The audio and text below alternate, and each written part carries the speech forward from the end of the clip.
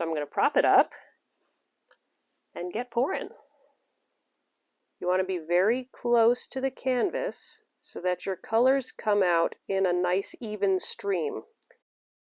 Oh, these pink and white layers look so good. Hey everybody, it's Anna. Welcome back to my Fluid Art channel. Thank you so much for stopping by. I'm going to do another feather pour today. Now, ever since I did the first feather pour a few weeks ago, discovered that I could make a really pretty looking feather using an angel wing pour technique, I've had this one in my mind, which is a really big pink feather from a flamingo or a roseate spoonbill. And so today I want to do it because I've tried it twice now. I've seen kind of how it goes, and I think I'm ready. So I've got just a few colors. So I've got metallic magenta, which I just want a little bit of, and then my two main colors are going to be quinacridone rose and white. And then my base color is this really interesting gray. Gray is what I had in mind, and then I added a little bit of Amsterdam greenish blue. So it's almost like a seafoam gray. It's really pretty, and I think that having a really kind of neutral background will make the pink feather pop even more than if I had a bright colored background. I have a slightly different size canvas today. This one is 8 by 24 inches instead of 10 by 20. So we're going to try to make a little bit longer, thinner feather, but it should be pretty much the same process as with the other size canvas.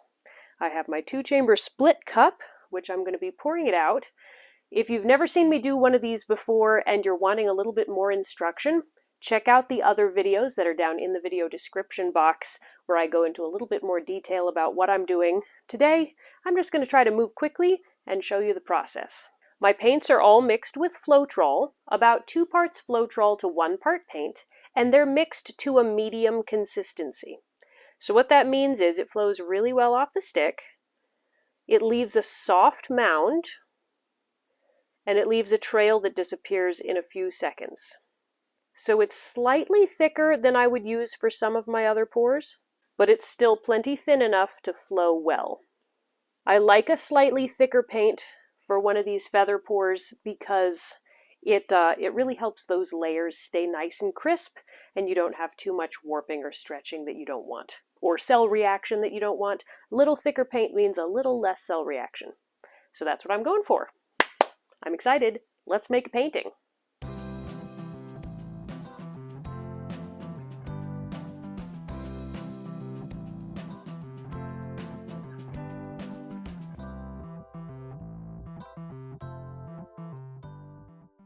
All right, I'm going to start by layering up my cup.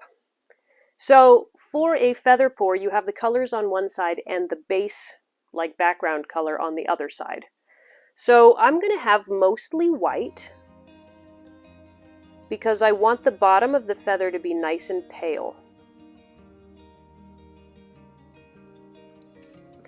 And then I'm going to put a fairly big layer, not huge, because the pink I think is going to dominate and pour out a lot, so I don't know. We'll put a fair amount of pink there, just in the front, because I do want that to start pouring out quickly. And then this metallic magenta I want to be pretty much right at the start, because it's a little bit darker,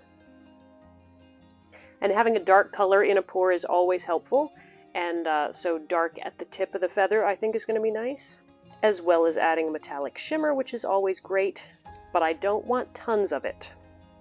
I want the quinacridone rose and the white to just blend into this nice dreamy pink. Okay, and then I'm going to add my background color until it's exactly the same height and then just a little bit above. What I noticed after doing a couple of different feather pours, what I noticed is that whichever stream comes out first, it matters. Because even if your layers are like really close to the same height, one of them is going to pour out a little bit faster. And whichever one pours out faster is going to have more of a rounded top, like what happened with my owl feather. So if your feather colors come out first, you have a rounded top of the feather. If your background color comes out first, then it might turn out like my seagull feather, which is a little bit of a pointier top. That's what I'm hoping for with this feather. I'm hoping for a little bit pointier, so I put in a little bit more of the background color, just slightly. We'll see how that goes. And I'm going to be pouring it slightly off center, and I'm not going to start all the way up here. I'm going to start right about here and let that puddle flow to the middle of the canvas.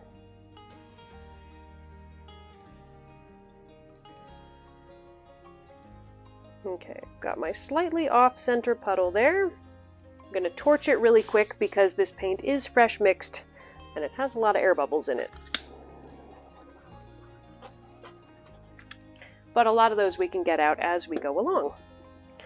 All right, I think we're ready to start the actual pour. Because this is a longer canvas, I'm using a little bit taller cup. So I'm going to prop it up and get pouring. So you want it to, yep, definitely my background color's coming out first. You want to be very close to the canvas so that your colors come out in a nice even stream. You don't want any awkward mixing or swirling as it hits the canvas. And then you just move it back and forth like this. And what that does is it makes all these little fingers and layers, which is going to make it look like a real feather. Oh, these pink and white layers look so good.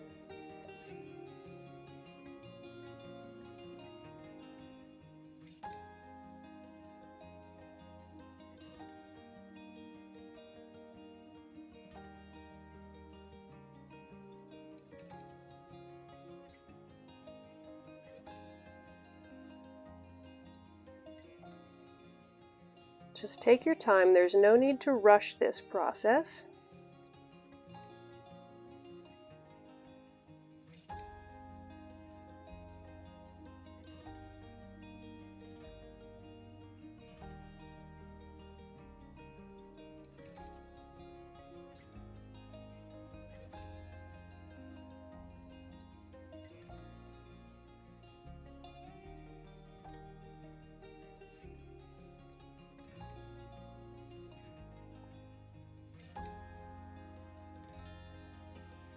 I think I've accidentally moved my cup a little bit uphill as I've been pouring. Whoops. Alright, I'm going to go ahead and stop there. Oh, that's looking so cool. These colors are absolutely perfect and I'm loving this shape. Yeah, really happy with this so far. Gonna torch a little bit more.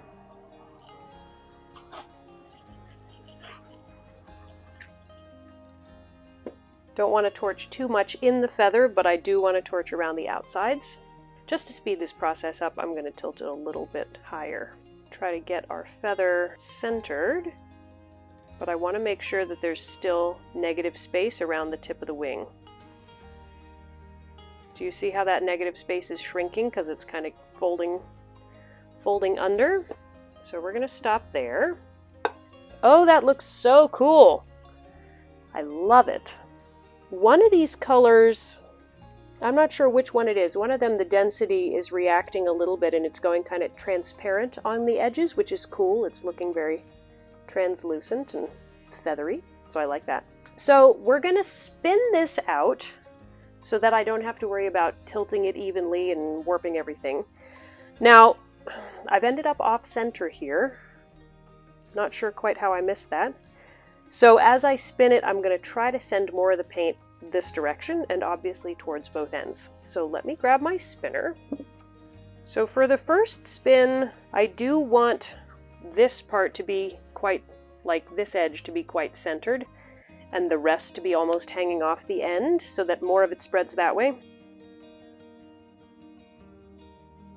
Is that solidly on there? And I want a little bit more of it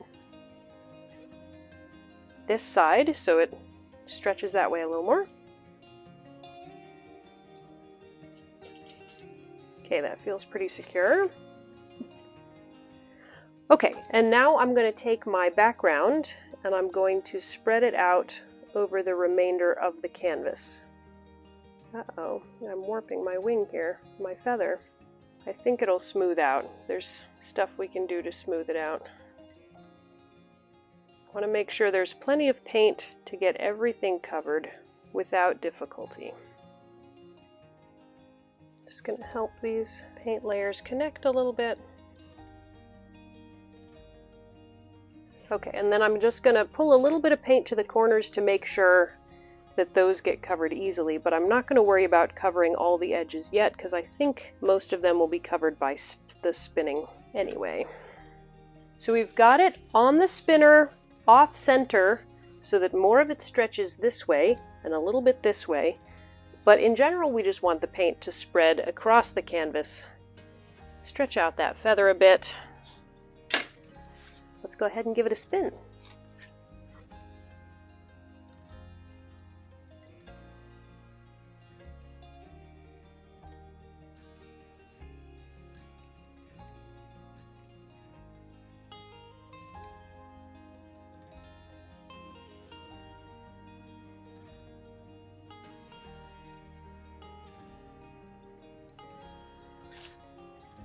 All right, that's great. It is stretching. I want to bring it a little bit further this way because I do want it to stretch that way. A little bit more. All right, let's spin again, maybe a little harder this time.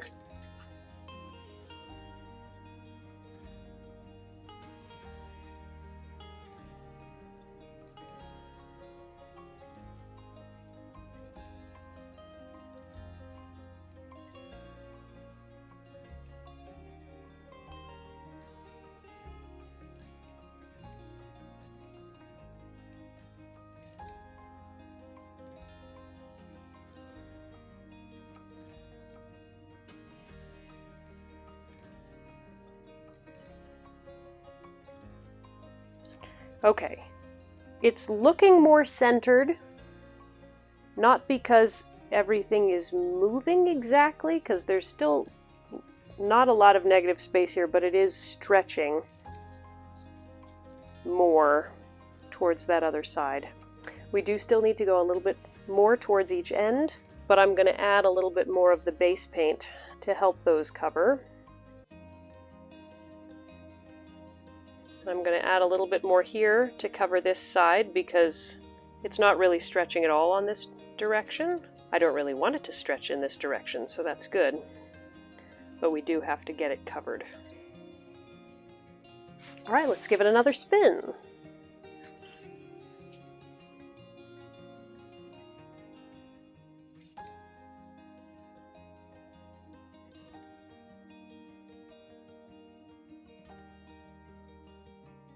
Almost there.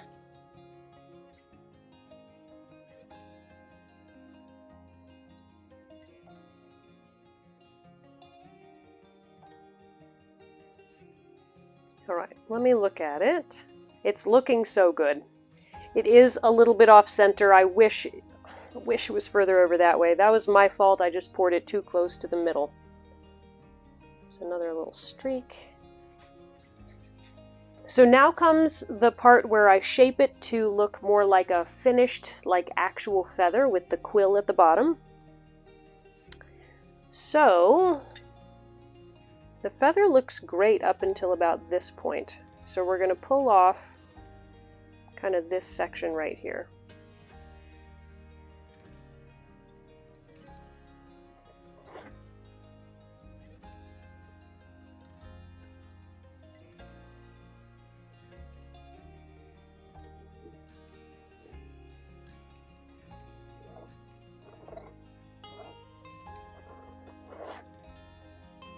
Gotta wipe off my palette knife so I don't smear pink and white into the background.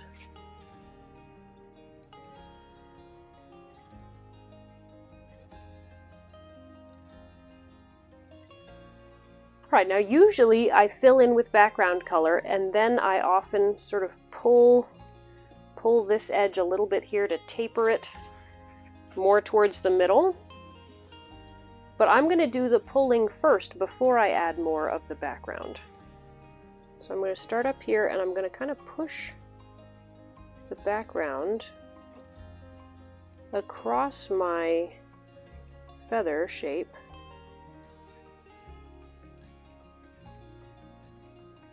Yeah. To curve the whole shape inward, and actually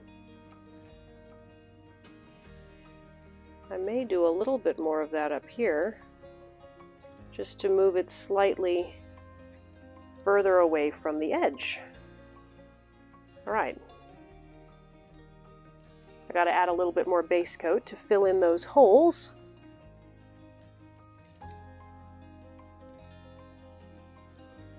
I'm gonna add a little bit here also, just to make sure that there's enough paint that the pink doesn't spread back into that hole and fill it up again.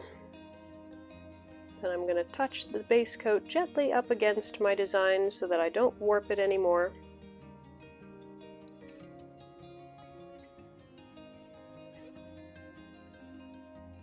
That looks really good. It's a little bit of a tight cut-in, a little tighter than I was picturing, but I think I can push in on this side a little bit as well. Look at that.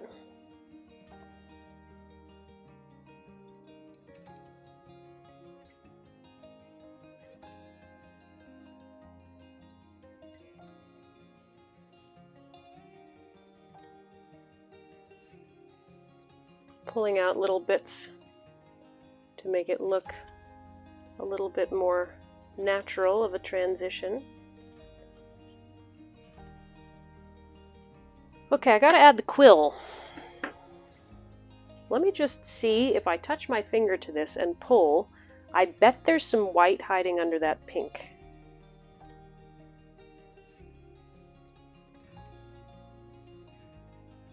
Look at that. Some white hiding under the pink. Yeah. This is looking really good. I want to spin it one more time to just help all this paint kind of even out. Let me torch first.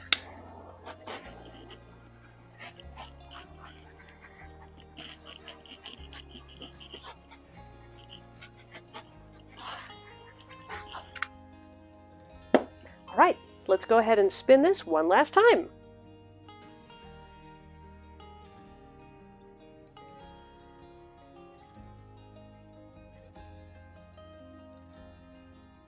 Alright, that last spin messed up the end of my feather just a little bit, but I don't think it has to be a problem. I think we just have to nudge the green back over it and say, hey, don't spread out. Because this paint is thick enough that it might hold its shape and not flow super much. We can hope anyway. Obviously you want a nice even paint layer, but I also want my design to look perfect, so yeah, that looks better. Now the quill's slightly too long, so I'll just shorten it up a little. Great. Alright, I think this is all done. Let me give you a close-up. Alright, sorry about the messy table. I am so happy with this feather. Look how cool that is. So as you see, it's gone kind of translucent, but it's so pink. Love all the lines and the feathery edges. I'll take just a tiny bit of brush work to make that quill and end of the feather look perfect. But I mean, look at that. There's just the right amount of contrast, perfect striping, dreamy feather edges. I'm really happy. So let me let this dry, then I'll come back and show you how it looks. Alright, it's all done. It's a little too tall for me to show you the whole thing all at once. So it dried nicely, it didn't warp. The colors look pretty much the same dry as they did wet. So I was glad to see that. Didn't have any weird green and pink mixing. Those layers are just so amazing. Down here at the end, I did do a little bit of brushwork, just to smooth out that transition from the feather to the quill. Made the quill a little bit brighter white and added a little bit of the dark pink there on the edge. But yeah, overall, super happy. The background color, I had intended for it to be a little bit more of a gray, and this really is more of a, like a sea glass green. It's very pretty though, so I'm happy with it. Having done 3 feather paintings now, I'm not sure whether I'm going to be doing more soon. I might move on to some other technique, but I'm really happy to have proved that this technique works and is repeatable and is really pretty simple to do. Thank you guys for watching this flamingo feather painting. Let me know down in the comments, are you interested in making a feather pour after watching it? I can't wait to see you all in the next video. Bye guys!